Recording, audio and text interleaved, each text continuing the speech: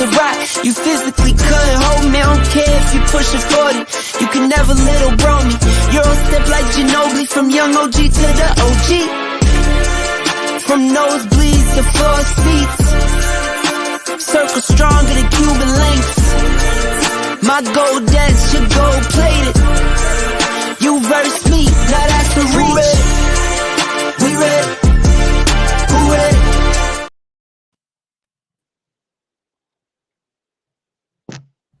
Good evening, everyone. Welcome to the One-on-One Sports Show on the Black Man Unfiltered Network. I am Mr. Bennett, joined by my partners as always, Brother Trey Ferg, the OG, Brother Shawnee, and we also have Brother Dante, who's getting his You good? You good on your side, sir?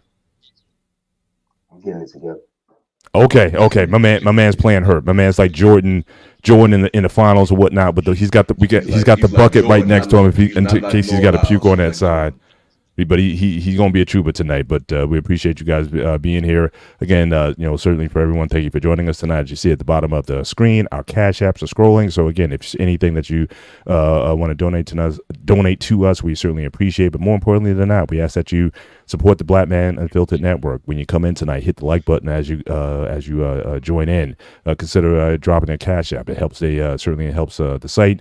And consider being a member of the BMD Network. We offer you content 7 days a week, certainly in these spaces, and we're just looking to grow this platform that gives so many opportunities to so many people. So good to be with you guys tonight. So again, as we go into the last week of preseason before the football starts, but I'm gonna pause that for a minute. I want to start out the show kind of with a topic, kind of following up from our topic last week. So again, we had the Olympics finished up last week. We talked a lot about the basketball, and I heard this idea, and I was loving it because everyone's talking about the All-Star game and how boring the All-Star game is. It's not competitive whatsoever. And the idea that I heard was, what if they make the All-Star game, given the preponderance of foreign players in the NBA right now? What if we make the All-Star game U.S. versus the world? So in other words, so you get the U.S. the U.S. team, all American players, but on the other team you got Jokic, you got man from Dallas, you got Embiid. And now again, Embiid, he played for us in the U.S., so he may want to stay on the U.S. side. I don't know, but I'm just saying. But you have a team full of international players. Since we kind of agree that this really the levels of play have certainly stepped up in recent years. What if the All-Star game was about that?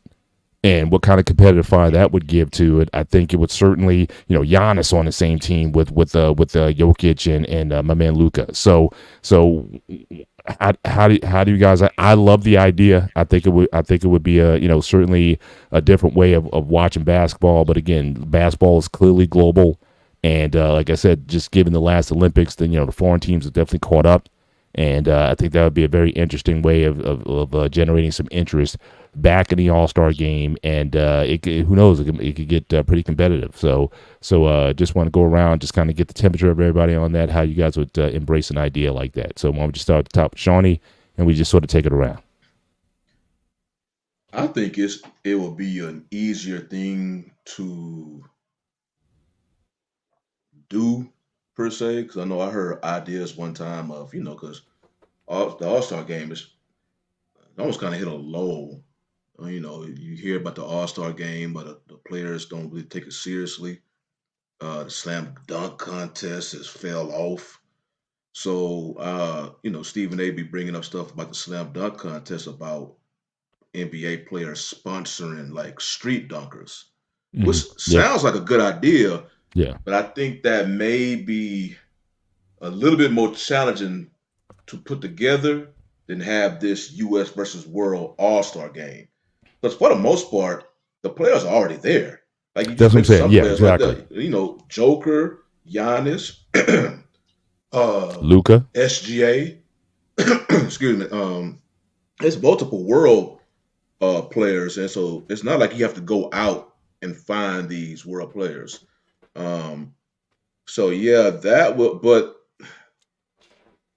But then again, now that I think about it, honestly, I mean, I guess that would be a different format instead of East versus West or Team Kobe versus whatever Team Jordan, whatever they did it that one year.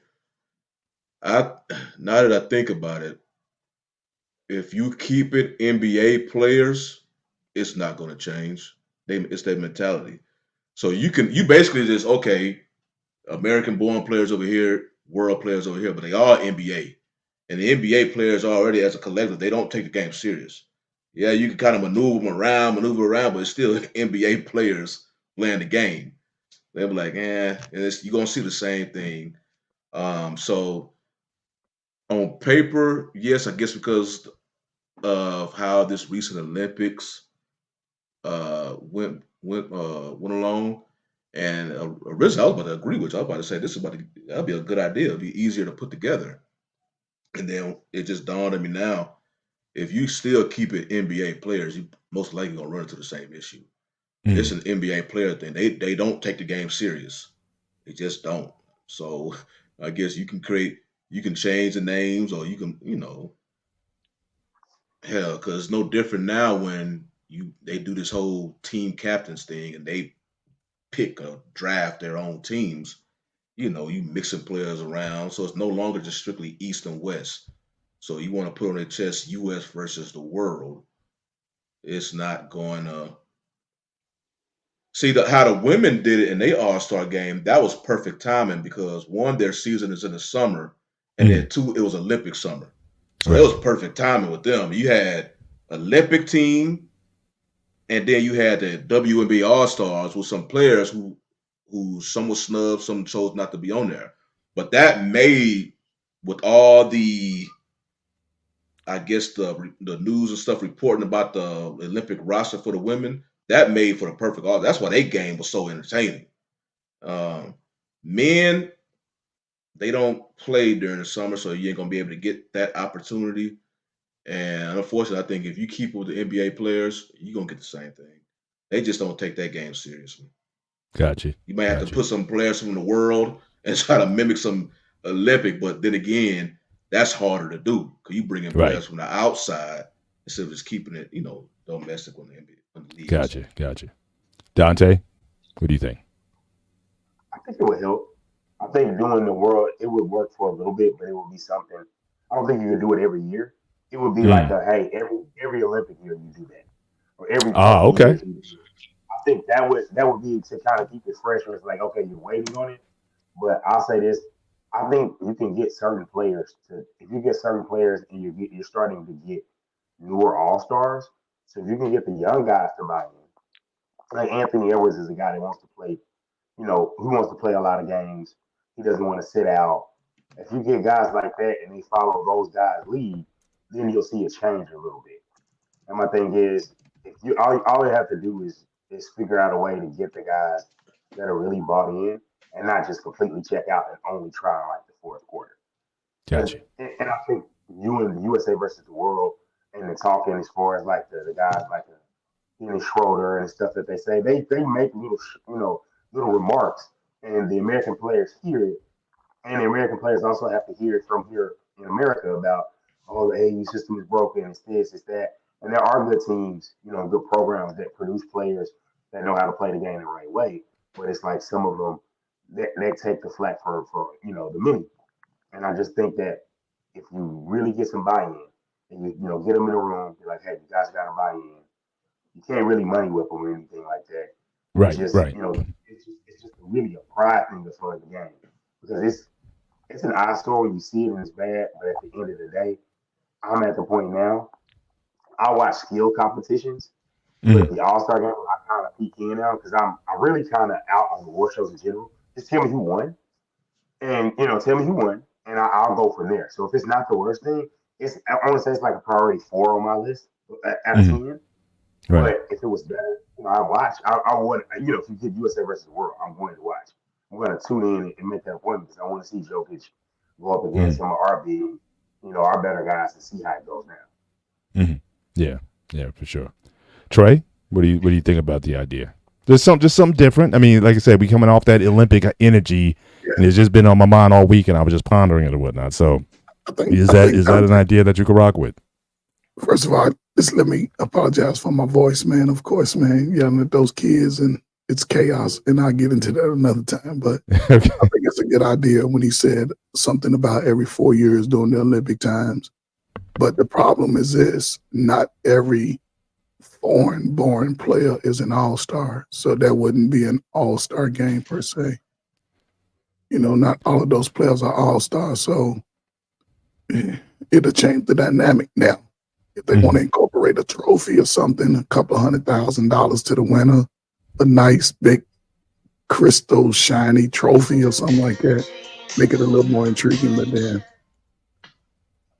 it's only 24 players that are on the All-Star team, so would every foreign-born player be considered an All-Star, even though they technically are not an All-Star? So, I don't know. Let's go down the line here. Who do we right now? We have again Joel Embiid, Nikola Jokic, But Giannis. Is Embiid going to play with the American team? We don't know, but he has the option. He has the option. Put him off to the side. Let's go Right. with everyone. So you got Luka Doncic, Andrew Wiggins, Ben Simmons, Shea Gilchrist, Alexander. You also have so I mean, if you want to talk about all-star level players, I mean, you certainly have those guys. You got those guys from Canada. Who's the guy who used to be with the Knicks? Now he's with I think with you got Dylan Brooks and Shea Gilgeous Alexander. Exactly. So you got at least 3 or 4 Canadian ballers who were all stars as well. So does the current NBA product have 12 foreign players? Because you're going to have a team with 12 players on it. 12 foreign-born players who be willing to make up that team, and more to come. I mean, you got new players. Again, keep in mind the draft. What did we talk about on draft night? The first 6 picks, the first 5 out of the first 6 picks were foreign-born players. We didn't even talk about my man from San Antonio. We didn't talk about him. Gobert. So there's a lot. Some players that make the roster. Yeah, I think there's currently in the NBA right now. You have some guys who are worthy of all-star balloting or all-star voting. Who could you could field a team with that number of players. Now, again, I don't know as far as point guards and things because a lot of the guys that we're talking about, these guys are bigs, but but there's a lot of guys, who are starting to flood the NBA now, and this is going to be the trend every year. Like I said, we talked about that during the draft. A lot of folks aren't going to traditional college route to get players. They're going overseas to find these players. And if that is going to grow in population in the league, then it certainly is likely that more all-stars are going to be from foreign countries. And like I said, I think you have enough. You can make an argument now that you have quite a number of players that you could look to field a team at minimum of starting 5, but if not, fill out your roster with 12 players. Oh yeah, you definitely have some. You can get a start. But it's not an all-star game. I would say, okay, it's an all-star game, right? All right, Trevor. So that's the first right. First criteria, you should be an all-star or at least all-star caliber, right? I'm not trying to take away. I'm not trying to diminish the game. So that should be first. I'm just asking, are there enough foreign-born players where you could fill that roster with? Oh yeah. I would say you get the foreign-born. I know you can get at least probably 5 foreign-born players, and that'll be your starting 5 for your world team, and then you have your guys from the American side that are all stars, so they all are on one team, and then you have to find the other guys with the next best thing for the world team. But I think you can find 12 world players. I think you can find 12 all-star just right under that level to be an all-star to sort of make that team, because you can get 3 or 4 from Canada alone, and Joker, Giannis, Diaz got 12 at least. Now, those players are RJ Barrett. He's not an all-star level. Well, if you go on just straight international born players, you're starting 5 alone. It can be, you can take the Dallas backcourt with Luka and Kyrie. Your 3 can be Shea. Your 4 can be Giannis. hell, Giannis, Giannis, and then Joker. and then And put I didn't even mention Pascal Siakam, Andrew Wiggins, Sabonis from Wiggins just fell so off. it's a Wiggins just fell you off. can go to a whole Yeah, roster. Will be the 5. Play the 5. Yeah, Joker. Wiggins was probably Giannis at the 3. yeah, Right. Wemby. I think Wemby would definitely be part of that mix. He was certainly there. Like I said, I think I just mentioned the other French center, Gobert. I think he would certainly be on that. So again, they'd have a lot of depth. They had a lot of size on the bigs. As far as the skill, the small forward and the point guard, they may have a little. Like I said, Schroeder. I don't know if he's he's not all star. Has Schroeder ever been an all star? I got to look that up. So again, I think they may suffer a little bit at the point guard and shooting guard and small forward, the sort of scoring positions as far as depth. But it seems like they definitely got a lot of bigs. In fact, that French player who played real well in the Olympics, he just signed a contract with Philly. So he's going to be joining Embiid in Philly, the guy who dunked on LeBron in the final game. I forget his name though, but I saw him. He was pretty impressive in the Olympics, and so who knows if he could certainly make an impact in the NBA, but he's paired with he's paired with Embiid, so we got to see what happens there. But I think you can feel it. But I think again, as this infusion continues, it may not happen. Obviously, certainly, I don't think this next All-Star game is probably the one after that. But I'm saying in 4 years, by the time we get to the next Olympics, right now there are 120 as of I think this last roster said 120 players in the NBA that are foreign born. So I mean the number is rising, and I think it will continue to rise. And don't forget the Africans are coming. So once you start getting some of those guys into the league as well, yeah. I mean, I think that would be a novel idea. Certainly during the Olympic time when you have the team, not quote unquote Team USA, but the USA All-Star team versus the international. Have all those internationals on the same squad. And you can even change the rules. Like if you want to play by international rules or whatever, because I mean that definitely adds, I think, another element to the game. It's definitely a lot more physical. I think, yeah. And all you need too is a couple guys like you mentioned Schroeder earlier. All you need a couple of those foreign guys chirping, and they may get some blood. They may get some guys talking. It's like, all right, yeah, I think I got to like that. I have to show you. So yeah, throw in a little.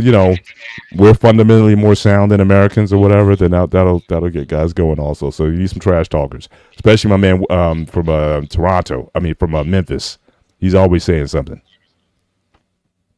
The Canadian guy from. Oh no, he's with Houston now. He's talking about Dylan. Oh, you're talking about Dylan. Dylan Brooks, yeah, but he's always chirping. So he's always got something to say. Trying to play Dylan, bro. Yeah. So we'll see. But I mean, just the starting 5 currently right now. When you got Joker, Jokic, and Giannis on the same team, that's going to be formidable against anybody, pretty much. So I wouldn't mind seeing it. I would like to see the NBA at least try it, and I think it may give certainly a lot more people watching internationally. I mean, because I don't know All-Star game ratings now, but you put that on, that may draw more in the audience internationally who'd want to see something like that, because everybody hates the U.S. So I mean, I think that yeah. I'm gonna be really pushing for more ratings because when they're going away from TNT, they gotta prove that this was a good move with the going with NBC, and Amazon. So they have to get. Which is great that we get the NBA thing that we grew up with. That's cool, but we need eyeballs. I think the idea of 7 games a week is probably a little too much. I think more so once football is over, yes, give that to me because it's the point where college is getting ready to go into the tournament, so that'll be more interesting. But I'm interested to see what else they're willing to go. I will say Adam Silver and the NBA normally pushes the envelope, and they'll change it. If something is trash, we saw this is back with Stern. They tried the new ball. They switched it mid-season. I was like, the ball is trash. Get it out of here. Yeah. Other than so I Yeah. if we keep beating the drum shows like ours, other national people, if they keep beating that drum, and especially with the influx of foreign players and the chirping that keeps happening about them getting drafted and things like that, I do think it's a possibility. Yeah, I hear you. I hear you. All right. Moving on. So I just wanted to cover that since again it was fresh on my mind. Certainly after the great discussion last week. Certainly on the gold medal game and really the last two games. Where Steph Curry kind of went off. So I just wanted to kind of sort of put a bow on that. But obviously we're going into the last preseason game of the NFL, and so again we already have some new faces that are going to be, showcased and have basically been given number one. So, I mean, you're going to have this rookie class that just came out. Now, again, unfortunately, Minnesota Vikings have lost their first-round draft pick, McCarthy, for the year. So they got Sam Darnold. I don't know, if they're going to settle on that or they're going to try to get a veteran. I think Tannehill is out there. They talked about possibly bringing him in. I've even heard today they're actually talking about, and we'll talk about this in the next block, but they're actually talking about even possibly the Steelers, if they decide to, start Justin Fields to try to get Russell Wilson up in there. So that rumor's been going around for the last few days. But certainly Minnesota, certainly they've got some work to do. But really, this year you're going to have at least 3 rookie starters. So you're going to have Daniels in Washington. He's already been anointed to be the starter in Washington for the season. Williams in Chicago, and Bo Nix in Denver has been declared. Basically, he's going to be the starter. He's QB1. So we got at least 3. Now I don't know about. I don't think Penix is getting started in Atlanta. I think they're still going to go with Kirk Cousins and whatnot. But you got 3 rookies. So the question on the floor is, who do you think is going to be the most impressive? I don't know how much of these guys you've been able to see, certainly in the preseason. It's hard to judge the way they play preseason now. But who do you think is going to make the biggest rookie splash this year in an NFL between those 3? Or if there's another quarterback that I haven't mentioned yet, who do you think is going to make that, who can make an impact this year for their prospective team? Oh, by far, it's going to be Williams. By far, it's going to be Williams. I think Williams, as far as I can remember, he is coming on. I can't remember last time a rookie quarterback, especially he's going to be named starter, is coming on a team that's already built, per se. He is literally the last piece that they needed. They went and got him all type of receiving weapons.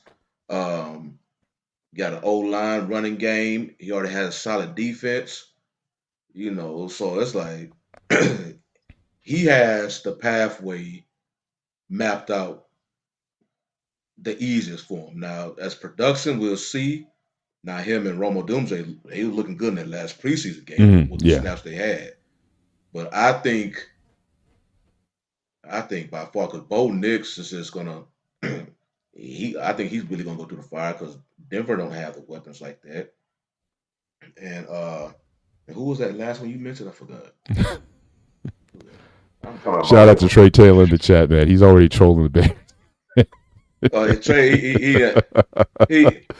look at because the whole time you heard when Justin Fields was he needed weapons. He had DJ Moore, but people was squashing DJ Moore, acting like he wasn't a good receiver. Now all of a sudden, Caleb Williams has DJ Moore, and he got a Pro Bowl receiver. It's like it's the same Moore that came from Carolina.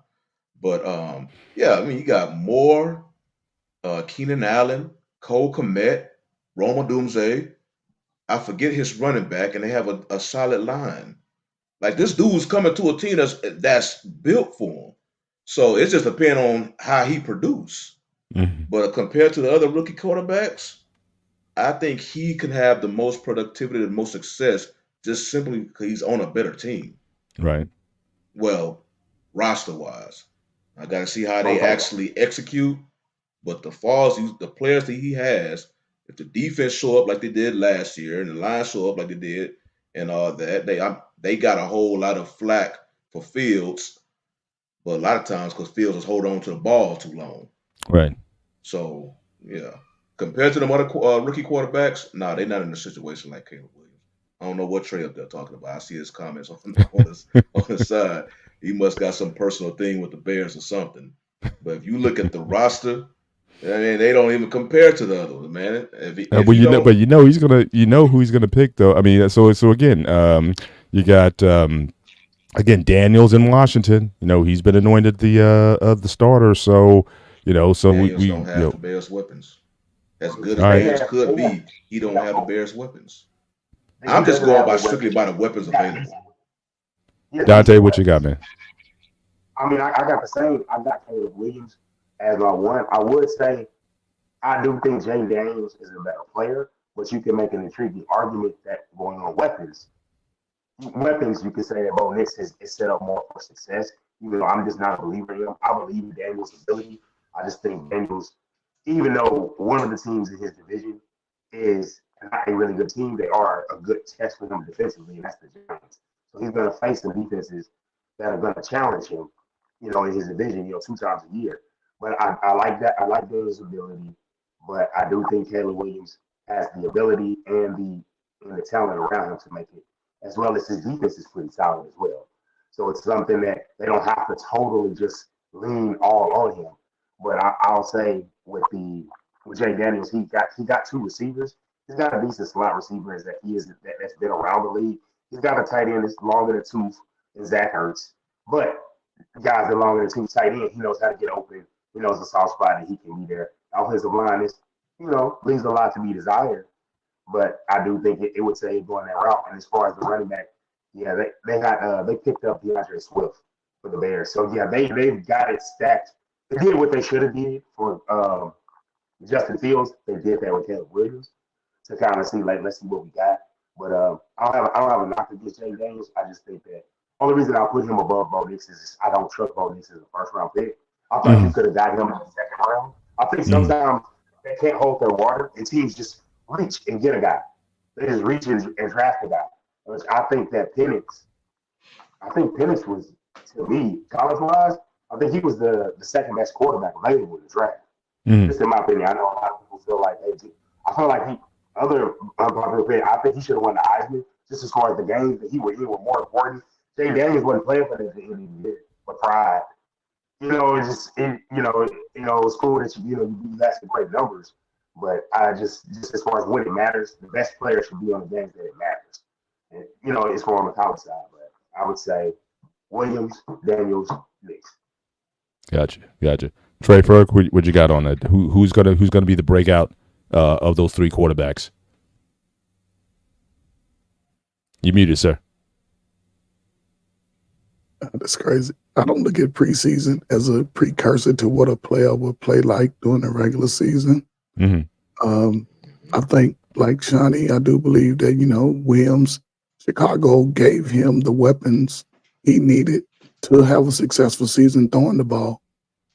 I think he has the talent to really be a great NFL quarterback. I think out of this group, based on what we've seen, then he could be that number 1 guy.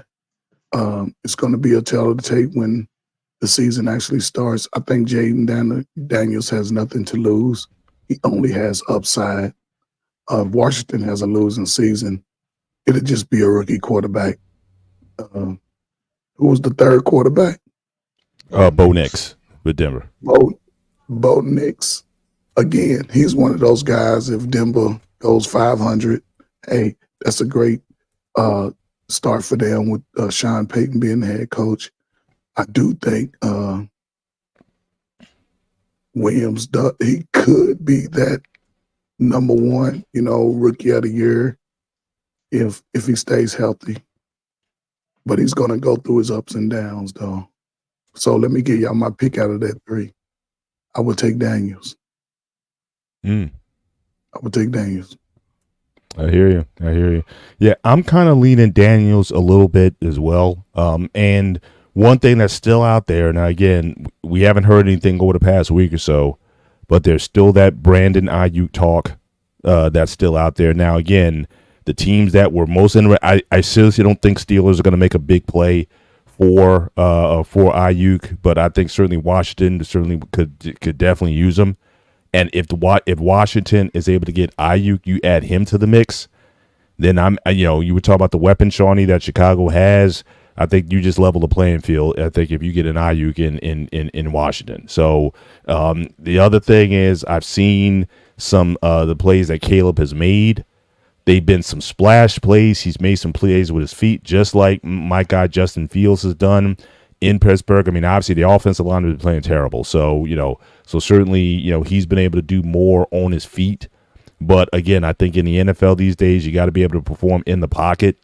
And the plays that Caleb Williams made were certainly out of the pocket. He certainly did some magician's work to get out there. If I'm certainly for everything that the Bears invested in him, I don't want him doing that a lot. So for me, it's gonna depend. How can he do that same stuff? How can he perform in the pocket? So I'm still waiting for that for Caleb Williams. If he can do it consistently in the pocket versus the occasional splash play, well, yeah, he may make a big play, but he may make a dumb play at the same time. As far as Bo Nix, certainly it's Sean Payton's guy. So I certainly think that certainly I think that's important because again the whole thing with Russell was again him and Payton were never on the same page. He was never one of Payton's guys. This is the guy that Payton got. He's an older guy. I think he's already 25 years old. He was had a long college career, 6-year I think college career. So the guy is seasoned. And I think this is Payton's guy, so he's definitely going to be able to mold up in his image. And we all know what Payton's been able to do with QBs. So if I was to rank them, I can kind of make a case, even though Williams has the weapons. But also I gotta see if Caleb can really do this in the pocket. I don't want him running out and doing all that kind of stuff. I think defensive linebackers, they're looking to feast on that these days. And so honestly, I could honestly certainly I would put Jayton first. I could make a case for Bo Nix. At least I think Sean is certainly going to put him in the best position to be productive. I don't think he'll have super duper numbers, but I think he'll put him in a place where he's not going to lose games for you. Williams is still very much a wild card for me. And again, the athletic talent is there, but can he do it day in and day out every week? So if I was going to rank, I would probably put Williams third, regardless of the weapons that he has in front of him. But he's got to be able to, again, he's still got to be able to read the defenses. He's still got to be able to, make the accurate throws. And can he do that when again you get a full front that's going to be coming at him, and not just for the guys you see in the preseason? So I would put that. I would put that in that order, but yeah, this is definitely going to be certainly. And again, I was certainly looking forward to McCarthy to see what he could do in Minnesota. I think had he not gotten hurt, I think he certainly he could have made a case to be a QB1. And again, I don't know what Minnesota's going to do there in that situation, but I think that's definitely something that definitely something that hopefully he can get better. I hope he doesn't turn into another Joe Burrow and just be chronically hurt all the time. But it looks like he could certainly be a talented. He's got hopefully he could be a talented guy. But definitely, Mr. Benny, you was bringing up the whole pocket passing. I think a lot of rookie quarterbacks, especially the higher pick rookie quarterbacks that's basically thrown into the fire pretty much by game one, many of them were athletic because it's damn near a dying breed right now in college football for a pure pocket passer.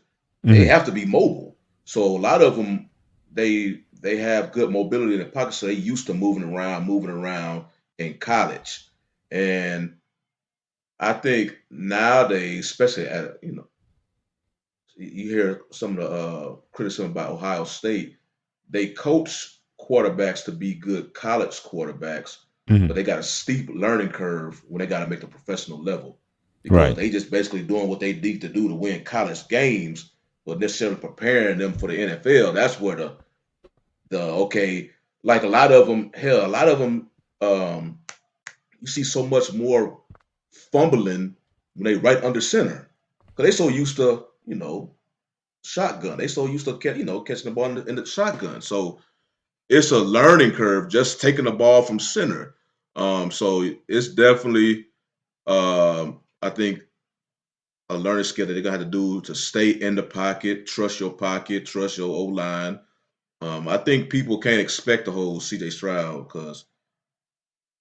Well, he's definitely, in the last few years, he's definitely been the exception.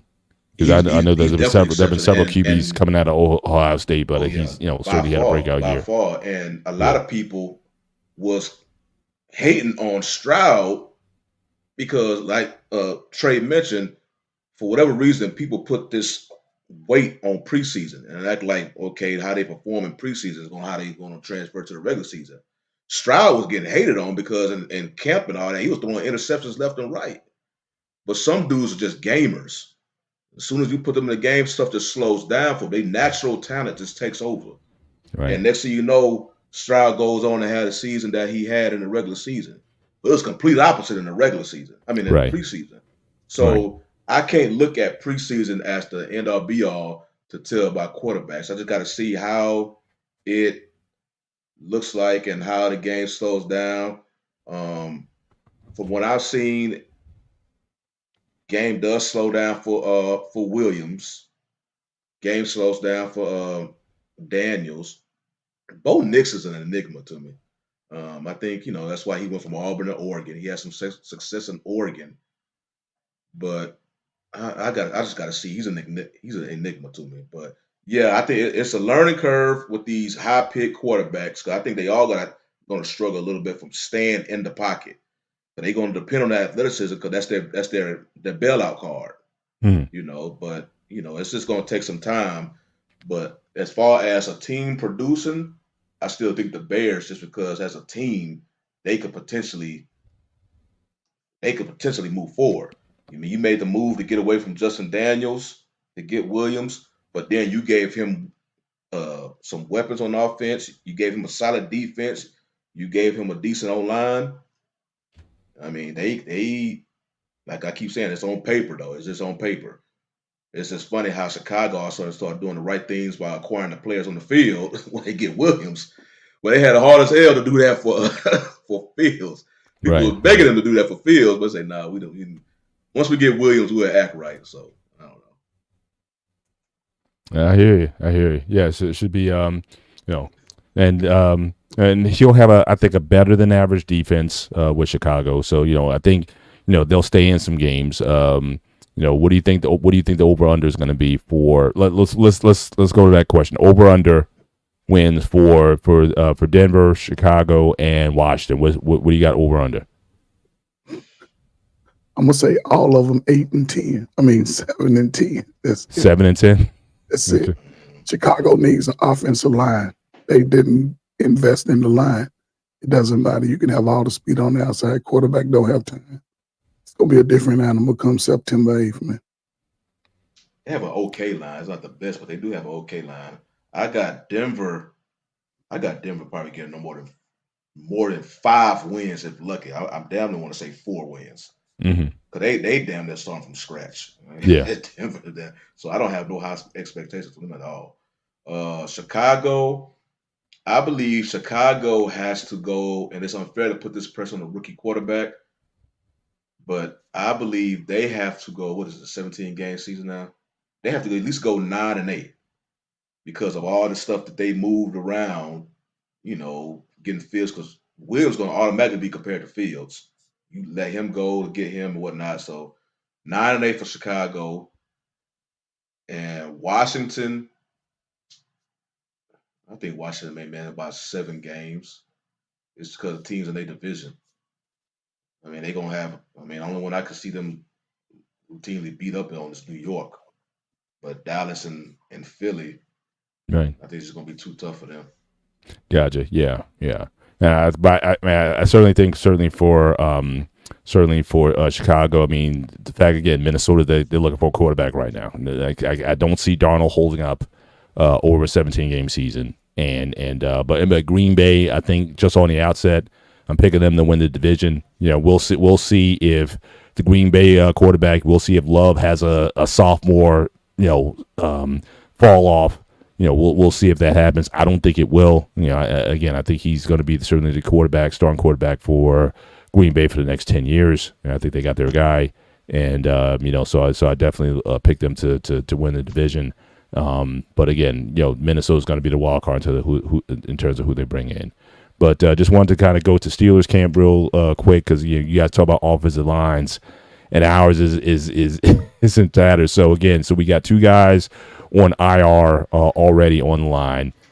So we're gonna have a rookie starting center. Because our backup center, he's out. Left tackle, the whole left tackle, right tackle thing hasn't been going on. Our first round draft pick, Troy Fontano, he's hurt, so he may not be ready until week 1. And our main guy who bounces between right tackle and left tackle, Broderick Jones, who certainly had a big second half of last year. He hasn't played well. He's got injuries that he's trying to play through, but he got certainly blasted off the line. Certainly in that game against Buffalo. So again, not looking good as far as keeping this line together, and that made the evaluation of the quarterbacks a little bit more difficult, because Russ, I think they had 3 sacks on Russ within the first 4 possessions. So again, they couldn't protect Russell at all. But Fields, because of his feet, he was able to make certainly lemonade out of lemons. He was certainly able to make moves with his feet, move the ball down the field, but again, he couldn't put the ball in the end zone. So again, they had a 4th down play, I think, from the 2-yard line that just went nowhere. So again, you got to be able to deliver in those situations as well. So at this point, I still don't know. As much as they say Russell's going to be QB1, this game coming up, they're going to Detroit for this last game. I think that's going to make the determining. It wouldn't surprise me if Fields starts over Russ, especially if Russ struggles. All right, he's still nursing a calf injury. So again, we don't know exactly what state he's in. They've been very hush-hush as far as the injury, with that, which the Steelers are known to do.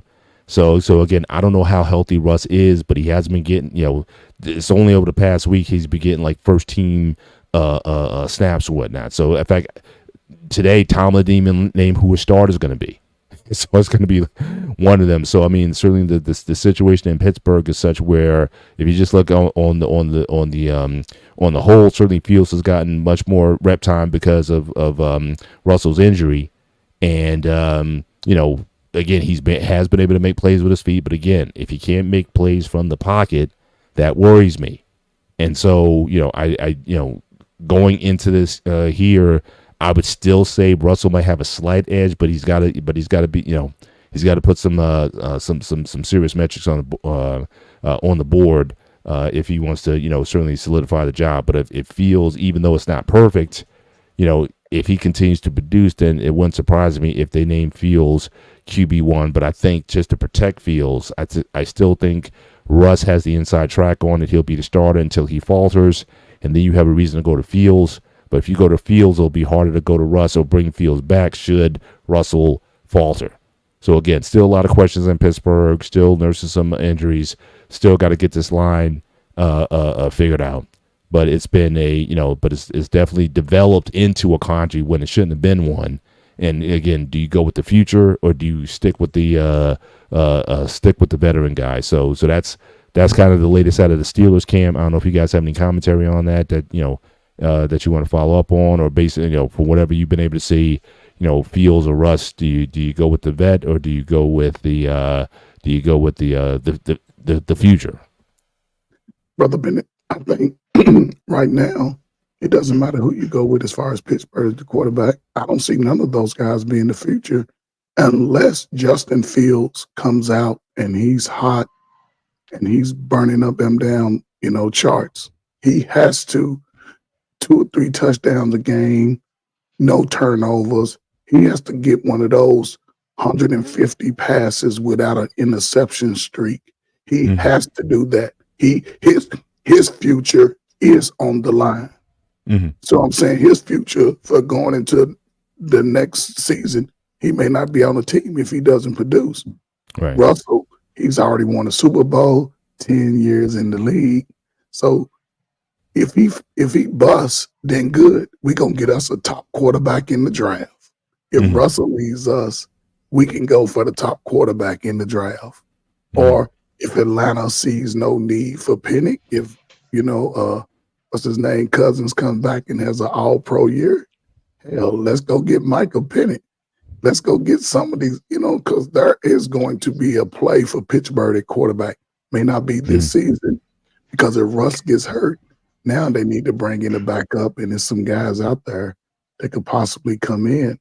And Justin Fields has to play at a high level. He cannot afford. His future is on the line. Russell Wilson, he's already a Super Bowl champion. He can be a backup for 2 or 3, 4, 5 years. He can be a backup. Just will he get that chance? Because ever since he hurt his finger, he's been different. Ever since he sort of, it's like the tendon broke or something. He ain't been the same quarterback. So. Right. The only thing as far as getting top quarterback, I'm not sure how likely that's going to be in Pittsburgh, because typically, again, Tomlin's never had a losing season. I think it doesn't matter who you put in there, they're going to be a 9-8 type of team, and so you're going to be in the middle of the pack in terms of trying to get a QB. You're not going to be in that top 10, or they'd have to do some major moves to try to move up into the top 10, try to get a top QB prospect. So again, that'd be the only thing with them, unless they tank the season, 4-win season. But solidify they can get that guy if they don't think that either Fields nor Russell can certainly advance their cause. But Dante, I know you stepped out for a minute. Any thoughts on the situation in Pittsburgh? Who do you think? I don't know how much you've been following, but between Fields and Russell Wilson, do you still think Russell is going to be QB1, or you think Fields still has a chance to beat him out? I feel the same as you. I think that you got to kind of go with Russell as the established guy. You kind of got to go with him first. But I would say, from what I've been able to see, what I've been reading from the people there at camp, short leash. It's one of those short leashes. And I would say, I know you mentioned in Trey about he's playing for his future. And you were referring to Justin Fields. I think both of them are playing for their future, because at this point, now you're looking at Russell Wilson as just a backup for a couple of years. He will no longer be a starter if it doesn't work out right. Right. And then the same thing for Fields. He'll have to go around the backup circuit, and it's tough. But he can look at the model. His agent, if it doesn't work out in Pittsburgh, give him the model of Geno Smith and say, "Hey, this is who you need to strive. This path is what you need to be. You're going to learn playbooks. You're going to do, play in preseason, do good, and then sit, know the game plan and kind of assist the coaches from there." But I think on the plus side, he's got decent weapons. Pittsburgh develops those receivers. I think, as a fantasy guy, I can't wait for George Pickens to be unleashed. At least get him the football. So I won't draft him from what I've seen from so far. But I do think that you go with the establishment, just as far as, like you said, hey, we're trying to not just, win, but get in the playoffs and make some noise. The Steelers are proud, as much as I don't like them, they are a proud traditional team. And, they want to get to that point with a really good head coach and really good defense. So it's just like, if they can get everything to come together at the quarterback position, which is a big ask, that's what it is. That's going to be the challenge. But if they can get decent play from Russell Wilson, not we're not going to get. I don't think we're going to get Seattle Russell Wilson back. Only at times when players get older, those flashes. But I was in the background. I wasn't in the backstage, but I wanted to say I saw some things in the chat. Trey, you were mentioning, and you were talking about. Obviously, I appreciate you being real about if the Washington Commanders don't fix their defense, they're going to be 6-11. I will say you will see some improvements from the defense with Dan Quinn as the head coach, but I disagree with you, Mr. Bennett. I know what you said in regards to Caleb Williams making plays in the pocket. I think that even if they don't have to go out and say it's all on your shoulders. Let's use these new toys and let's just feed you the ball. They can come out and play, especially with the offensive line, to keep them from always being in pass pro. Let's run the ball. Let's get on the positive side. Let's get to second and 6. Let's get into 3rd and 3 and not 3rd and 7. They can keep them in those manageable down and distance. So I do agree with Trey when you say, hey, about offensive coordinator being proven. But you trust him. I mean, Cliff Kingsbury is a good offensive coordinator. I just don't trust the talent disparity that Washington has that they're going to have. Because I don't trust that as far as saying, hey, I'm confident he's going to be better than these quarterbacks. And then, to challenge you on Bo Nix, I don't believe I think the magic and the secret sauce with Sean Payton, I think that left when Drew Brees retired. I don't have any confidence that he's the guy that is definitely going to do it. We're going to see now that he has a rookie quarterback, like you said, that's a veteran that had a lot of time in college, that had a weird career, started off pretty good at Auburn. I was at that first game, true freshman against a nationally ranked Oregon team at AT&T Stadium, and I was just like, hey, this kid is. I'm watching for Justin Herbert, and I'm like, this rookie's this freshman's kind of making some plays, and it deteriorated there. He went to Oregon. He was, fully developed, and he went and made some plays. But I think he'll be okay. I just don't trust the head coach. Understood. Do you think that, in fact, that's going to be a segue, I guess, into one of our last segments, but just to put a bow on this, do you think that Sean Payton, just like Bill Belichick, do you think the game has passed Sean Payton? Do you think that he's still viable as a coach in 2024 NFL, or is he kind of like, sort of dead man walking at this point? What I'm seeing in Denver, I think he's done.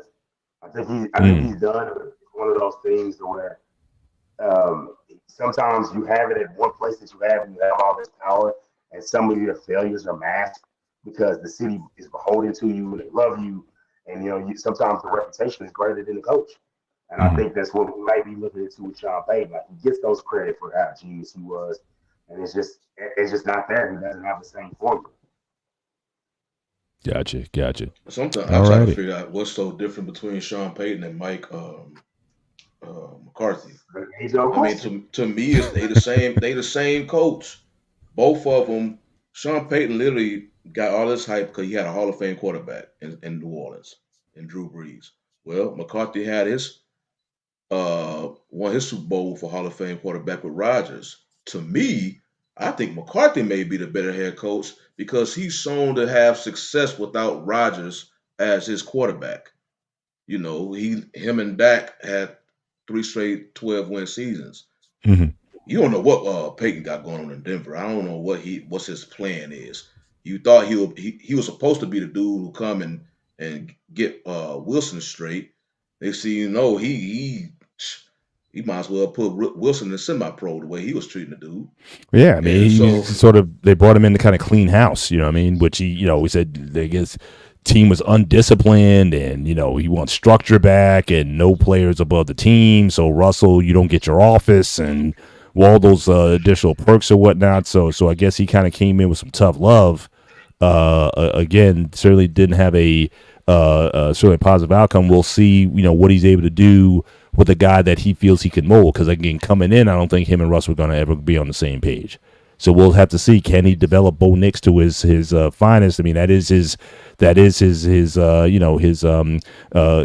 so to speak, is developing quarterbacks.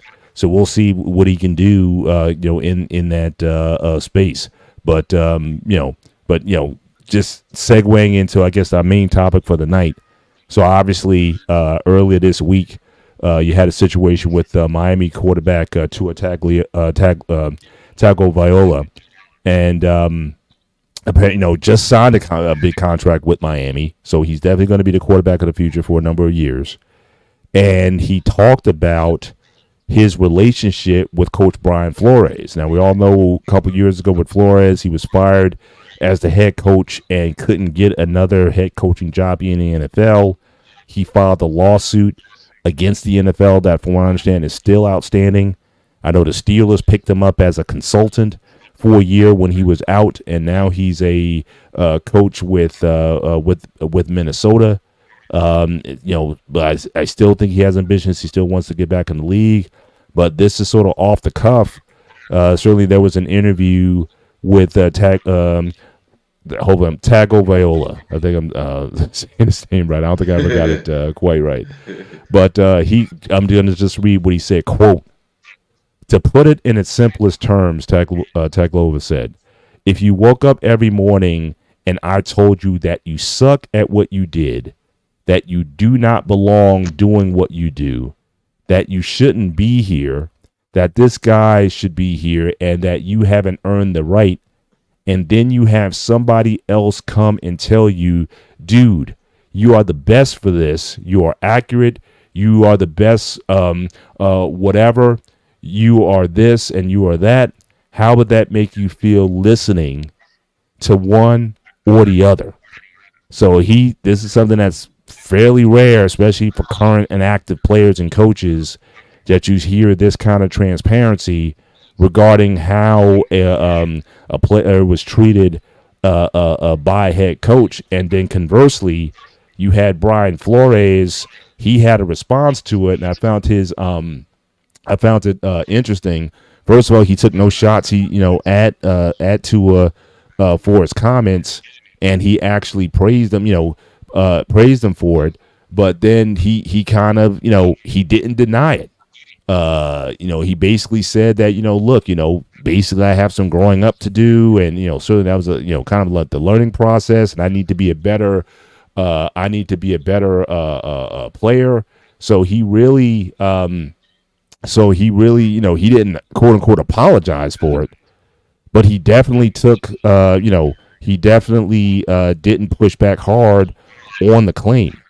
And so, so this opened up the question in terms of coaching, in terms of how you coach quarterbacks. Now, conversely, I think it was either Dante or Sean, you sent me a link from Marcellus Wiley on X, and he had basically talked about, basically, look, if you can't take, hard coaching, are you that dog? Are you that guy? Now, keep in mind, Marcellus, he was a defensive guy, defensive line guy. And so the questions are abound as far as how do you approach your quarterback? Do you treat your quarterback the same way a D lineman would when it comes to that kind of coaching? And just what do you need to be? Daniels comes off to me as more almost like a psychologist. I've watched some of the Inside Miami Dolphins camp and whatnot, and he seems to be more a psychologist more so than a coach. But he's definitely not coming from that old school. Now, again, another caveat to that, Flores comes from that Belichick coaching tree. And we've all heard stories about how Belichick treated Tom Brady while he was there, that he didn't sugarcoat it with Tom Brady. And we've seen a lot of coaches from the Belichick coaching tree get head coaching opportunities, but not necessarily do well. So, this is also about coaching technique in terms of method, old school versus new school, and how do you work with today's players? So I want to go around and just get comments. Let's start with Shawnee and then Dante, but Trey, since he's coached players in a variety of sports, so I want to get his perspective as a coach. In terms of, how you treat players, if you coach football, how do you treat your quarterback versus other skill or position players or line players, and, how you guys make it that situation. Like I said, the other caveat here, just going back to the lawsuit. Now, again, I thought this was pretty damning commentary from Tua.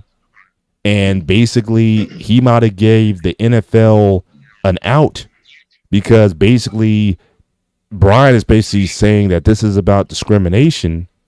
But could it have been that if that reputation got around that he was this type of guy and people didn't want to hire them because of that, then does he still have a legitimate case against the NFL if other players are willing to also, like Tua, step up and say, hey, not a good guy towards his players. Now, you can say I've kind of turned a new leaf. I've learned to be better and things of that nature. But, how would this even affect his court case? So, again, a lot of different layers here in terms of what do you think of Tua statements versus Flores, the overall treatment of how head coaches work with players at different positions, and what do you think this may mean for the Brian Flores lawsuit against the NFL for discrimination? So I know that's a lot of bars. I kind of had to set that up a little bit, that hopefully we can have a positive discussion on that.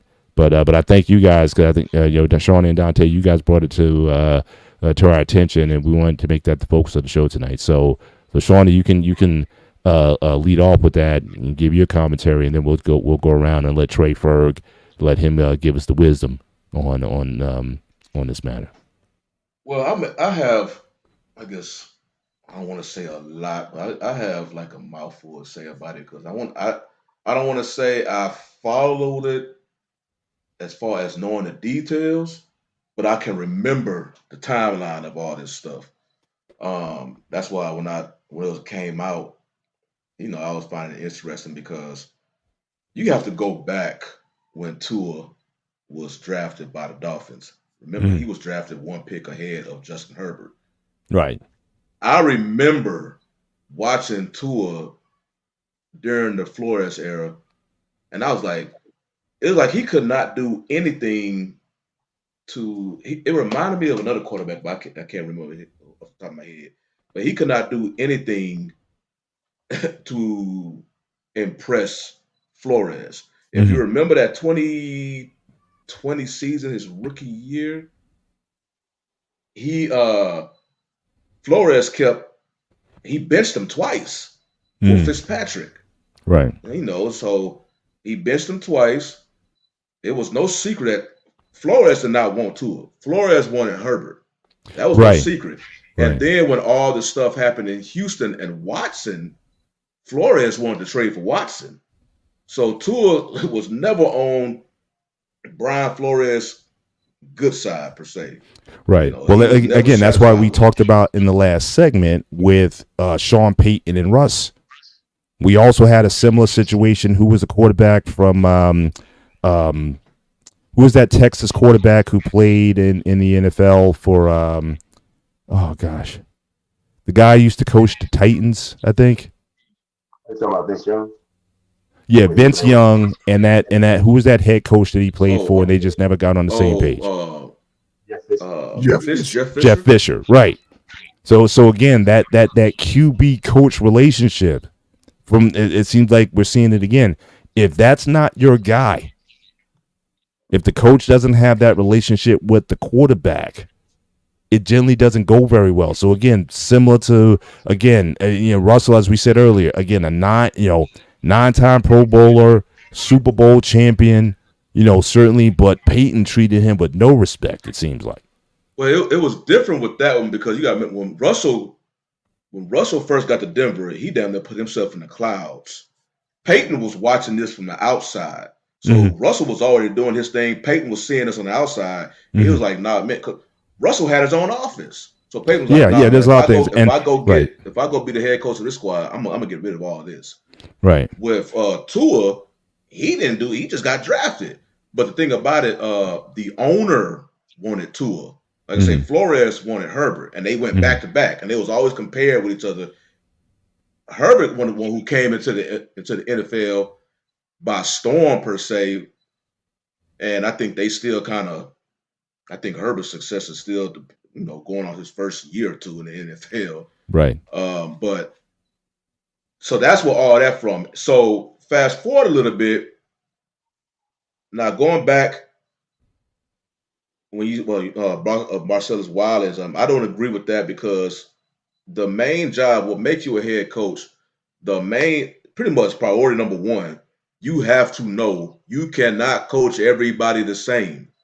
You can't. I know. Okay, Brian Flores, he come from the Belichick tree. Belichick had the benefit of coaching Brady hard because that's how Brady responded. You can't do that. Every coach, you got even Greg Popovich. He can be hard nosed, but he even said some players he can't do that to. You have to know that. That's damn near line one in the job description. You have to know how to approach your player to get the best out of them. You can't coach them all the same. Right. So do that mean Tua I've seen he was weak-minded because he couldn't take tough coaching, which I believe is false because people forget he played for Nick Saban. It was just him. It was just basically playing for a coach who you knew did not want you. It ain't nothing about hard coaching. Flores made no secret he did not want Tua. Every chance he get, like I said, he benched him twice. And then when the Watson came, he wanted Watson, and basically he knew from the get-go he wanted Herbert instead of him. Right. So that's what Tua was mentioning in the podcast with what's his name? He's stationed out in Miami. So he about Liebertard? Yeah, let me tell you, he in Miami all the time. That's his home, so he knows Mhm. all of this stuff.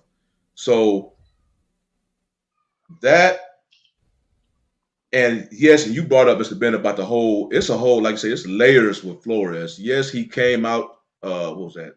Yesterday with a response. He took, basically took the high road per se, and then clapped back at all. He basically accepted responsibility.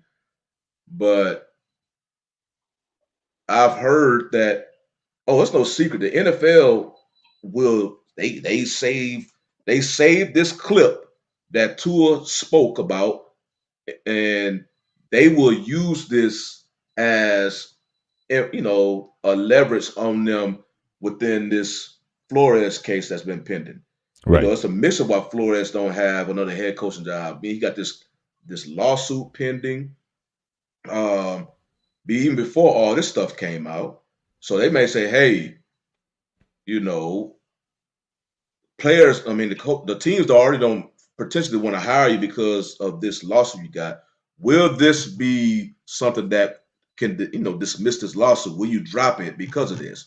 So, you get into the whole legal side, but that is another layer to it. Mm. So, yeah, basically from what I've been semi following this since Tua first got to Miami, and I can remember, even it's not even like, you know something like recent. I remember back when he was playing, I'm like, damn, this dude do not want him, and it just kept going. And then immediately, I'm talking about immediately, once McDaniels came into the picture, all of a sudden Tua production. Now we still got to talk about the team and performing outside of Miami in cold weather, but that's something different. But the way he performs now compared to when Flores was his head coach, oh, it's night and day. So I had more on that because I always find this topic interesting, and because I used to think about that all the time, because the only thing that really stood out was his play. But then nobody expect Tua to say what he did, because Right. players don't do that. They really Right. don't do that too much. So when that came, I'm like, okay, now this all making sense now. You wasn't just seeing things back in the past. This was legit happening. So yeah, it's an interesting story to me because I just remember the thoughts I had watching this in real time back in like 2020, 22, and then when Watson was free, also Miami jumped into the picture. I'm like, damn, I thought y'all already had y'all franchise quarterback. No, not according to Brian Flores. Yeah. Dante, what do you got on the? Again, a lot of layers there. However you want to take it, however you want to break it down. I want to take it from this standpoint. I would say that Brian Flores did himself no favors. If you look at, you have to read the room. In the layout of the NFL, they are pushing more than ever to go with the offensive coaches. Now you can go with a format to be a defensive coach and have success because the quarterback and the offense is going to really what's going to keep your job or lose your job. And I think that you to go and break the quarterback and to, I would say, be unprofessional to say that, okay, you wanted someone else. You guys were in the war room. You said Herbert. They said Tua. You got outvoted. You have to, at that point, swallow your pride and say, hey, we're going to go with Tua, figure out what his strengths are, get with the offensive coaches, and make a plan for how to use him and get the most success out of him. But, constantly just, telling him he's bad, you want someone else, that's never going to be successful. And you're right, Shani. I do think they're going to clip that, and they're going to they're going to lean in on that as far as them not getting a job. And the NFL is dirty. I think they'll go as far as if he has a successful defense this year in Minnesota, if he is in the running for a job, someone give him a job, but it's contingent on you dropping the lawsuit. I would never put that past the league and do shady things. But with Marcellus Riley, I feel him on saying, hey, you got to get the job done. It's about the player. But when you as a defensive lineman, hey, I can make sure that you know your assignment, but you can go and be angry and be pissed off and go make a play. My quarterback, I need your head clear. I need you knowing your reads. I need you knowing your hots. I need you knowing, hey, what we're looking for in this play, what the defense is doing. I need you going and breaking down film. So, yes, I need you mentally strong, but I need you to have the confidence to go get it. I ain't got to baby you, but I ain't got to tell you. I ain't got to constantly tell you stuff. When you do stuff, yeah, I got to be blunt with you. Be like, hey, that's a terrible performance. Kind of like the issue that's with the quarterback in the Jets, the Wilson kid. where they lost and they scored. You know, they lost by what, like I want to say it was a close game. It was like, you think if the offense would have done any better, it was like, you guys would have won. It was like, no. And it's like just like a brat, and they bitched him. He never was a starter again until Rodgers got hurt. It's like you can't have that type of situation, but you definitely can't just berate a guy. I feel like that's a smoking gun as to why he hasn't been coached. Because it's like, you're gonna treat my quarterback, which is the lifeblood success of our team, you're gonna treat him like that. Of course they're not gonna give you a job. So it's like, yeah, he's got to correct that, and that needs to be the first question he prepares for in that next interview that he gets. Because that's when I heard that, I was just like, damn, that's damning that he came out and said that. And I respect to his honesty. And he didn't. You can say he threw him under the bus, but I don't think so. I think he was just like, this is the honest truth of what happened. And I respect Flores for coming out and saying, hey, he did deny it, and a non-denial in that situation was accepting that, like, this is what happened, and you got to move on for it. So I say pop to both parties, and glad that Tua's had some success, got the new deal, and he's running and he's doing well in Miami right now. I wish Flores the best in Minnesota, as the DC. Yeah. I would definitely say that. I think this is a sort of an old school versus new, even though Flores himself is a relatively young guy. But again, the fact that he comes from that Belichick coaching tree, again, and quite frankly, not a lot of those Belichick coaches have done well at the NFL level. Going back to all his guys, no one's really been successful. But you're seeing, certainly with, again, the younger coaches, it's a totally different philosophy. Now, again, me and Trey Ferg, we grew up in the old school where your coach would call you everything under the sun.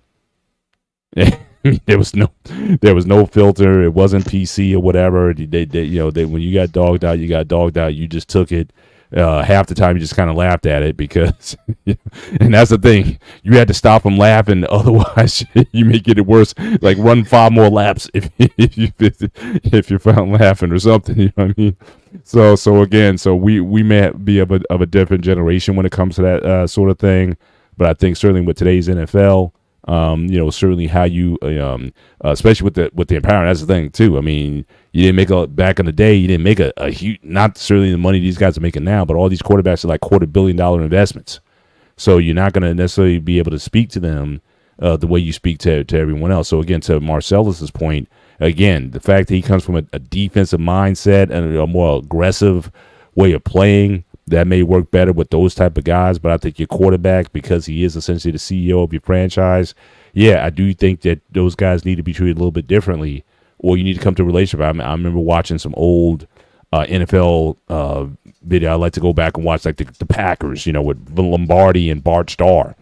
And even Bart Starr had to check Lombardi and say, look, you chewing me out in front of the team and whatnot, but, expect me to lead them. So, but the thing with Lombardi, he actually listened as much of a blowhard as he was. He listened to his players. He listened to his quarterback and said, look, you can't expect me to lead your guys if you're constantly chewing me out in front of them.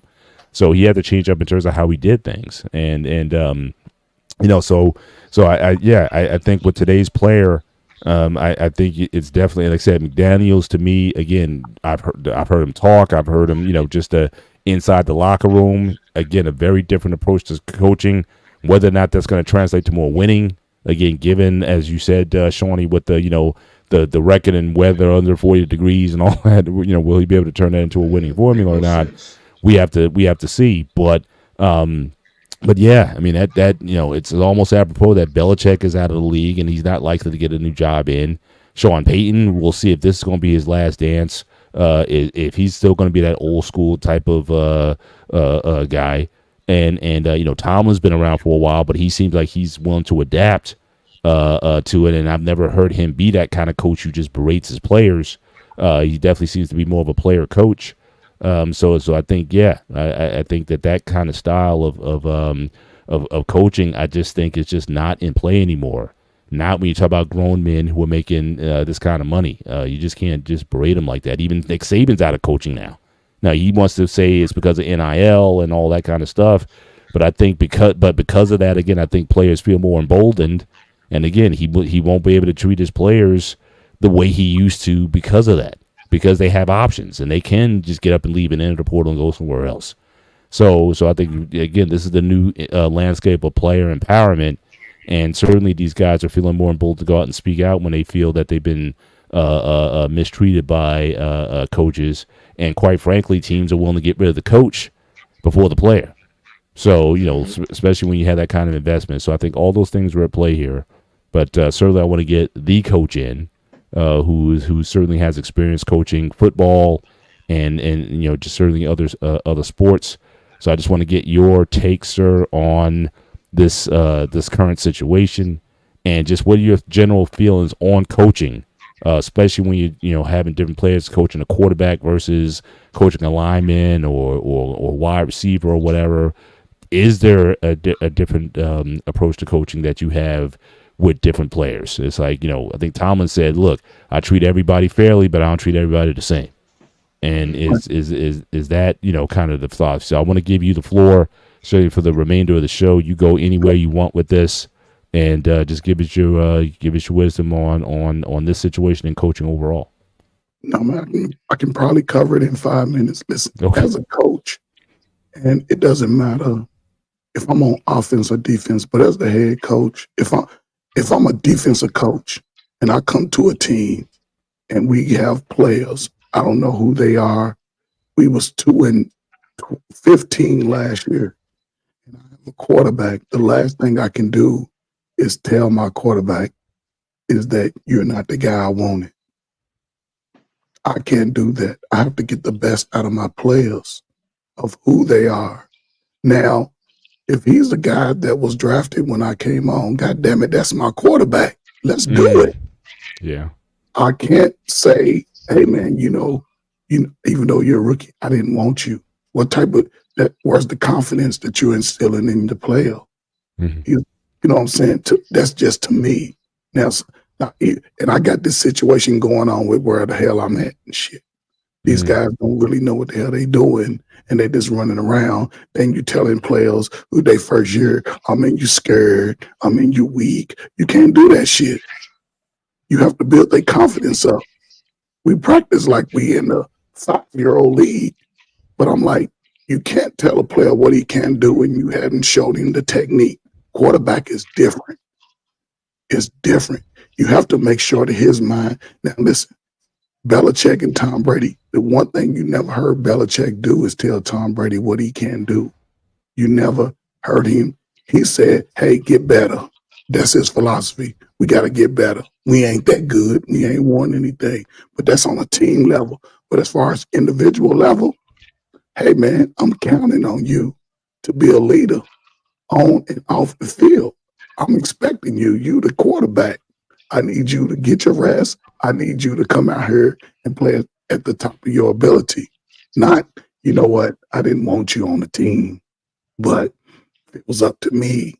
Now, we ain't even played 2 games. My confidence is already gone. It's okay to be a defensive coach. However, but I'm not going to dismiss the quarterback. He's the man. We drafted him. Let me invest in this guy. Let him know he has my support. So, and if he said that to the quarterback, I think it just plays into the narrative of where we are today in our culture. Younger guys, regardless of how much money they make, they still soft as cream puffs anyway. You know what I'm saying? So it's just a bad thing that you do it like this. Flores is gone. Tua, he's rehamping something that happened a few years ago. And why did he have to do that? You got your money. You could have just came out and said, ha ha, for those who didn't believe in me, look at me now. And that was it. But again, as far as coaching, the last example, have kids, little bitty kids. They scared to run up and make a hit. So my thing in practice, since the guys don't, I got them on a tackling dummy. Where it's almost like a one-man sled, but you can tackle it. Mm-hmm. So the last 2 days, that's all we've been working on. So now, going in today, we have a game tomorrow. They've been tackling at a higher level. Everybody's starting to get into the game tackle, wrap, take them down, not turn. So it's about the technique and for a quarterback, he's going to be looked at as a leader. And when those players look into his eyes and they see that he's like not being that guy in his confident level on the team, on the field, it'll show in his play.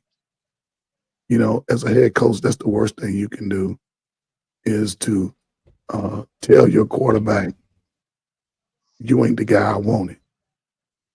You're not that guy, which makes no sense. So it's just unfortunate, man. You know, you never tell a player what he can't do. If he's showing up for practice, it's up to me to show them the technique to get better so he can do it the way it needs to be done for us to win. Mhm. For us to win. That's all it is. It's not about how I feel about shit. I hate that shit because I'll knock your feelings out your mouth in football. You know what I'm saying? You get that. Yeah. But even as a coach, my job is to say, hey, you messed up. That's okay. Do it like we practiced. Get out there, hit, tackle. Don't give up till you hear the whistle. If you get tired, I'll take you out. You get back in there. But not you weak, you scared. No, that shit ain't gonna get you. Yeah, I'm scared now because you said scared. But I don't know, man. I got kids on my team now that don't even get mad. I have a couple of kids, big kids, 200 pounds. You ever get mad at anybody? No. Get mad. Nah. But son, you might want to go out for, I don't know, the debate team or something. Football, you have to sort of have that, you know what I'm saying, that, Yeah. I don't know, man. It's just that grit in That you. dog, man. Yeah. Yeah, that dog. And again, man, I don't know what I walked into. I'll just give a scenario. We got 4 coaches in practice, right? We had a game Monday. God damn it, I see 15 dudes on the sidelines, dude I ain't never seen, telling kids to go in, come out. I'm looking at this shit like, what the hell? This is total chaos. And they don't know what they're doing. Man, so today, well, I had a meeting after the game. Coach said, listen, man, I need you to just be a little bit more. I said, listen, my first week, I ain't going to impose because I can change this shit. But, hey, man, I'm going to ride this season out, man. See, yeah, I'm not obligated to be here. I have enough skills to move around. So I'll see. We got a game tomorrow. We should play a little better. And we got like 6 more games after tomorrow. So I'll keep y'all posted, man. But yeah, as a coach, it's all about the confidence that I instill in my players. You know, I can chew you out at practice, but when I get you in those little group meetings and those huddles, and I can pull you out to the side, listen, man, I'm needing you to be that man. I'm needing you to come prepared, you know what I'm saying, and play at a high level. Simple as that. What else can I say to him? Shit. I'll add one more thing because, like I mentioned, like Tua, because I don't think it's not. He played for a hard-nosed coach and was very successful in Nick Saban. I think, but Nick Saban is the reason why he's considered now. He probably is considered the greatest college football coach of all time. You know, it's a reason why he had success. It's not just because he can recruit so good. I mean, he still have to coach these players up. I think if a coach is if he's trying to come onto a team and coach a certain way and think and force that his players going to have to adjust to his coaching style, I believe that's a lazy coach. I believe Tomlin, you know, because I watched the pivot, he said he doesn't run away from coaching, he embraces coaching. Yeah. That's Tomlin. He understands that, you know, you have to coach personalities based on the personalities to get the best out of them because the common goal is to win. You can't just sit there, oh, I'm hard nosed on him, but so I'm gonna be hard nosed on you. It's not like they weak, but you put it in Tua's perspective. Okay, his rookie season, he comes in. I don't know what was the relationship between him and Flores, like during training camp and all that, but he comes in. I guess he was struggling or whatnot. Coach bench him because Tua was he was what, the 6th round overall pick. That was supposed to be his team from the get go. He struggled a little bit. Flores bench him for Fitzpatrick. Okay, he comes back, plays again. Flores benches him again for Fitzpatrick. So now you're already putting this yo-yo into your young quarterback. He's a young quarterback. He's going to have issues as as a first year starter. And then all of a sudden, all the other stuff about Flores, you know, mentioning him about how you started getting the vibe, and you see the behind the scenes stuff going on between Flores and the ownership. Ownership wants you to play. Flores wants to make a change at the position. So that's a whole lot. You talking about confidence killer? That's a confidence killer to a young quarterback. He's trying now. He already knows if I make a mistake on the field, I'm gonna be benched. I can't make a mistake. So now he's pressing. Mhm. So you just can't. And props to Flores because I think this was his first head coaching job because he spent like 15 years on the Belichick. So he probably he had he was learning on the job himself. It's unfortunate it took this route. I believe he potentially will be a head. He would potentially be another head coach somewhere else, which I really don't understand why he did that lawsuit. If you remember, he was trying to interview for the Texans job. And he was an actual finalist. Now, there's some other stuff behind the scenes stuff with that whole ordeal. But then when he made finalists, that's when he did the lawsuit. He was like, I think he was a finalist for the Texans and the Giants at the same time. Yeah, that's why he did it. That's why he did it because basically he got a text from Belichick. He got a text from Oh Belichick. yeah. It was a text message, and it was an old man moment. He texted the wrong Brian. He texted the wrong Brian, and it was just like, "Hey, you got the job." It was like, "Huh?" Yeah. And then it was like, it meant for the other Brian, the Brian Dayball, and it was just like that's why he did it because it's like But right in the still, moment. he should have known, which I think he did.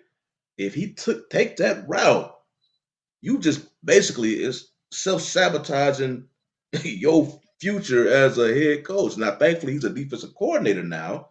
And I think it was you, Mr. Bennett, who was mentioning now is more offensive coordinators now getting these head position, coach positions. But yeah, I think he already would have had a head coach position if it wasn't for that lawsuit. So I don't want to say he shouldn't have did it because he had his reasons, but it's a consequence to everything. Yeah. Question I had was on, and I know we're towards the end of the show, but regarding the I just lost my train of thought. He probably got lost when he talking about they going 13-4. 13-4. He been drinking something. So, Brother Bennett, think about it. I'm gonna ask. I got a trivia question for y'all regarding the football field.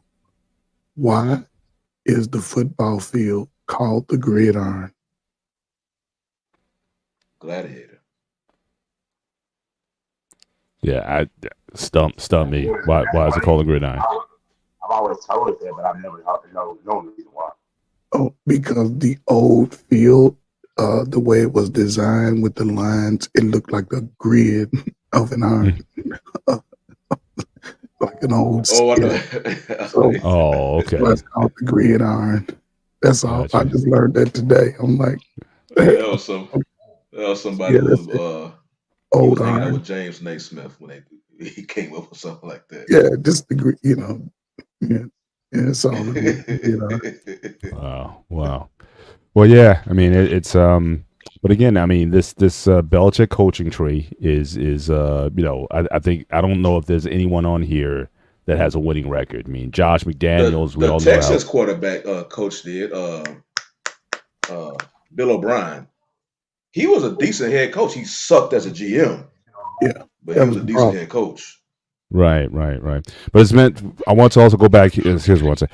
You talk about Saban. Now, Saban actually took a job in Miami, right? Did he even last the season, or did he take the Alabama job before the season started? I forget. He lasted a season. That's it. That's all he lasted because he tried to come in and berate the guys. He had a guy that wanted to fight him physically fight him because he come in with that hard And style. right, and that's part that right. So my point is again, and we've seen this a lot with a lot of these guys. I mean, guys who won national championships. The guy who was at Ohio State all those years. Again, you're talking about grown men. A lot of these coaches now are actually younger than the players. I mean, the big news out of Dallas today was they signed that defensive lineman. I think he's like 35 years old. He's older than some of the coaches in the league right now. So Hey, we going all out. that's the big news out of Big D. You signed a 35-year-old lineman. So congratulations. But I'm just saying. But you just can't. Again, a lot of these college coaches, they get to the only one I know who had a modicum of success was the guy in Seattle. And that was after because again he was terrible with the Jets, and he had a couple stints in the NFL, but I think he found his niche in Seattle. He became sort of the happy-go-lucky coach in Seattle, and he was able to garner that into some success. But again, these college coaches trying to make this transition to professional, it seldom works. So again, they're going to the guy who basically is like a numbers guy. I mean, McDaniels, he's like an analytics guy. I mean, a lot of these guys don't even have long coaching backgrounds. They didn't coach Pee Wee. They didn't coach high school. These guys were like numbers guys or analytics guys or whatever. They were team managers, and they just stuck on this. Eric Mangini, he didn't come from a coaching background, but he was just hanging around the Patriots, and he just signed them on to be work as a team manager, and he just worked himself up to be a coordinator. So again, a lot, yeah. That's where the lawsuit can come in. And think about it. These guys just coming up, writing play. Anybody can write plays. I get it. You know what I'm saying? So a guy that's been there 15 years, banking on becoming a head coach, and you getting overlooked by a guy that's coming out the cleaning the jock straps and shit. Understood. Like, what the hell? I think Understood. But all I'm saying, right, and I agree with you. All I'm saying is, though, again, these comments do not help his case. That again, you're gonna give, especially with lawyers, you give them anything. That's why, again, when it comes to if you're gonna take on these big organizations, I'm not trying to get political or anything, but we all know what happened with Atlanta with Fannie Willis. Anything that they can use in your personal conduct, the character, or whatever that they can bring up to kind of just, if anything, slow the machinery down. That's what they do. I mean, if you're gonna go after the big dogs, you got your reputation, your character has to be above reproach. And so, I'm just fearful that they're going to use that against him when it comes to his pursuance of it. And again, if he said these kind of things to Tua, are there going to be other players then are going to be emboldened to kind of speak out also, or will the NFL kind of incentivize some guys to come out and say, hey, there's something in for you if you back this up. So I'm just saying, if you're going to go up against Goliath, you better make sure you all your ducks in a row before you do that. But certainly great discussion again on coaching. I definitely think just the way the league is going now, and one thing we didn't talk about is again the whole idea of you as the coach trying to form the player. Or does the coach, is the best thing that the coach needs to do is work with the talents of your player. So again, if you have more of a running QB, is it even worth it to try to make him into a solid pocket passer, or do you just go with his gifts as long as he can play the position rather than trying to mold him in your image? So again, as far as coaching, that's also a change of philosophy in terms of trying to make someone fit into your bubble. Just go with get the most out of the player, what they're gifted at, and build the team around them. That's that could be another discussion for another time. But I think we're definitely at final thoughts. So we can start with certainly Shawnee, if you want to give final thoughts as we close out the show. Yeah. So my final thoughts, I'm gonna stay in Miami, but just a little bit different. So basically, with the new contract that Tua is getting, the $53 million, Miami really didn't have to give him that right now. They could, he still had a 5th year, and they could have franchised him, but they decided this offseason to give him the $53 million.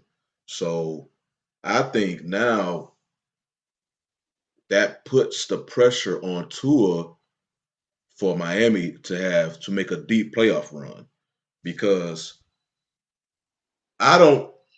If Tua all of a sudden begins to slip or fall off in any type of fashion, it will be highlighted, because again, he's making $53 million a year now, so it will be highlighted and will be highly critiqued. I think Miami is going to be stuck with Tua. And Mr. Ben, what you was just saying about pretty much nowadays organizations will pick a quarterback before a head coach. With Miami, I don't think, because just like we spent all this last segment talking about between Flores and the immediate change that we saw between Tua with Flores and Tua with McDaniels, I don't think the ownership see this too. They don't want nothing. They don't want McDaniels to go anywhere. So if Miami happens to struggle this year after Tua just got this big contract, I don't think they're gonna be stuck. They're gonna be forced to let these, because I don't think McDaniels has been extended yet. Mm-hmm. So since you extended Tua, go ahead and extend McDaniels. They are married to each other. Because right now, I guarantee you, McDaniels, if they let him go, he won't even be able to lay back in bed before he have another head coaching job. Right. So you saw what he did with Tua. You mix him up with somebody else. Hell, it is, So they can't just pick Tua because he got the bigger contract. They married. So it's gonna be interesting to see now, because I think Tua got some pressure on him now that Miami has to produce, because it's gonna be kind of weird if they struggle and you can't really get rid of your quarterback, you damn sure not gonna get rid of your head coach. Right. So you just got to ride this out. I mean, you just got to let this contract play. Tua, he was asked that question about the Flores, so I can't really say, he just spontaneously came out. It was a direct question asked to him, mm-hmm. but it did put an extra spotlight on him. Yeah. And so, okay, you saw how your game immediately changed with McDaniels. You got this new contract, and all of a sudden we see you struggling. And you already got a population out there that think he can, he can be kind of, I'm not included in this, but his mentality can be weak, a little bit soft. Mm-hmm. So if you hit a little hard, bump in the road or whatnot, it would definitely affect your play. So it's going to be interesting to see how Miami does throughout this contract. What is it, 4 years of the Tua era, the Tua and McDaniel era. Gotcha. Dante, what do you got to close us out? Basically, to close us out, I saw you take a shot, Mr. Bennett, but I would say about what the Cowboys are doing, it's like, hey, we know what you want to get done. We know we needed the defensive tackle depth, because in the defensive line depth in general, because of the injury to one of our edge rushers, Sam Williams, was lost in the year early in camp. So you bring on Carl Lawson. Nice move, but once again, I don't use the all-in thing, but the all-in move would have been Judon, because, just as another pass rusher along with, Parsons and Demarcus Lawrence. So, and I want to say we got a rookie in Marshawn Lynch who looks promising, but it's sort of thing that I won't give him. I'll still give him grief for it, but I know they ain't kept in contact with Linval Joseph, because he's a guy, like you said, he's 35, he's a veteran. He doesn't want to go to camp. Camp is breaking right now, so camp is breaking, so they're heading back to Dallas. So that's the perfect time to bring him in, kind of rev him up. I'm just worried about, okay, you're gonna bring in Lamb probably after the preseason is over and install is going on. What about the conditioning? I'm always worried about, hey, the guy that comes late and then an injury, a soft tissue injury happens, and now you basically wasted a year, because we do need him as a big piece, as a top flight receiver. And we've got other weapons, but it's dictated on Lamb kind of all the gravity going to him. Cooks is a nice two, and I think our number 3 is actually at tight end. So I still want the contract done. It's like, that's annoying, but I do give him kudos for the moves of getting, like, the trade for the defensive tackle from New York, Phillips. And so I appreciate making moves like that to shrub, because Mozzie Smith he's coming off an injury, and he's clearly a guy that he was able to work some, obviously. But everything I hear about him, he's good in short bursts. And the bigger guys, you kind of expect that. So rotating him in along with the rest of the defensive line, I feel like, hey, you did address one of your biggest things defensively with the running defense. And I will say, not to throw Dan Quinn under the bus, but a different defensive philosophy was needed. And I do appreciate Mike Zimmer saying, hey, if things aren't going to be done a certain way, you're not going to play. You're not going to play. And so I do appreciate that. Awesome. Gonna switch gears a little bit. I'm honestly starting to look a little bit at the baseball. So I know in the AL East, the Yankees are in a tight battle with the Baltimore Orioles are basically tied in the division, and so we got 36 games to go. So I'll be following the baseball. Also following Aaron Judge, who currently has, again, we got a week left in August. He's got 45 home runs. So, he's got a shot with 36 games to go. He might be able to break that home run record this year. Apparently he's been relatively healthier than I've seen him in some time. And I'm just going to be following out. I know Soto, he's balling also. I mean, I got to look at the MVP ballot this year, but I know Soto, he's killing it.